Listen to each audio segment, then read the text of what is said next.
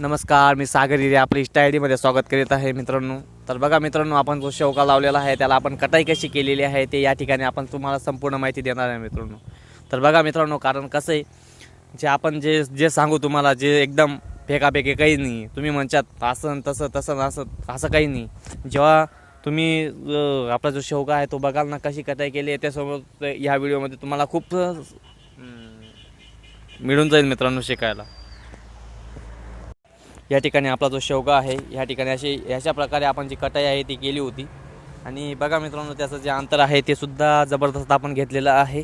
तर बघा, या ठिकाणी आपण रोटा मारून सुद्धा घेतलेला आहे आणि डबलचा जो रोटा आहे तो मारून घेतलेला आहे. या ठिकाणी आपण शेवगा कसा आहे तो बघू शकता मित्रांनो.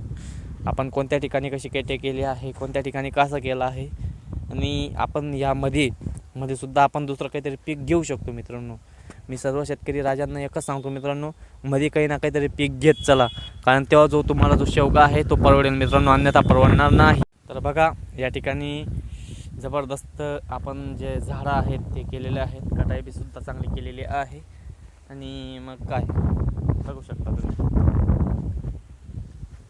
आणि ह्या ठिकाणी आपण जो भाजीपाल्यासाठी आपण हे जे करणार आहेत, या ठिकाणी आपण जे वावर आहे तयार केलेला आहे मित्रांनो, तुम्ही बघू शकता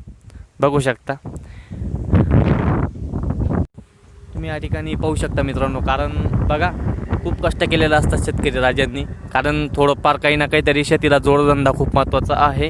आणि तुम्ही जरी पीक घेतलं असता, पण थोडासा तुम्ही जोडधंदा करा मित्रांनो. ज्याच्यासाठी जेव्हा तुम्ही जोडधंदा कराल ना, तेव्हा तुम्हाला समजेल मित्रांनो की आपल्याला शेती किती परवडते आणि या जोडधंद्यामध्ये किती नफा राहतो. आणि म्हणजे कारण तुम्ही जोडधंदा जेव्हा कराल ना, तेव्हा आपण जे व्याजाचे पैसे उचलतो ना मित्रांनो, ते आपल्या उचलायची जी गरज आहे ती राहत नाही मित्रांनो.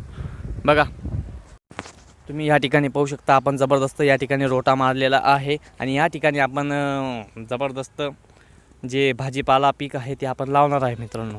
बघू शकता तुम्ही. तुमच्या फायद्यासाठी मी हा जो व्हिडिओ आहे तो बनवत आहे मित्रांनो, आणि बनवलेला आहे. आणि जेव्हा तुम्हाला काही जरी अडचण आली किंवा काही आली, तुम्ही मला कमेंट बॉक्समध्ये तुम्ही सांगू शकता मित्रांनो.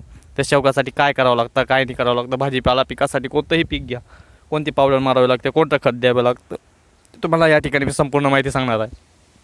आशा करतो की हा जो व्हिडिओ आहे तुम्हाला आवडला असेल मित्रांनो. तर जास्तीत जास्त शेअर करा, जास्तीत जास्त लाईक अँड फॉलो, जास्तीत जास्त शेअर जरूर करा, लाईक जरूर करा, आणि जास्तीत जास्त शेअर करा मित्रांनो. धन्यवाद व्हिडिओ बघितल्याबद्दल.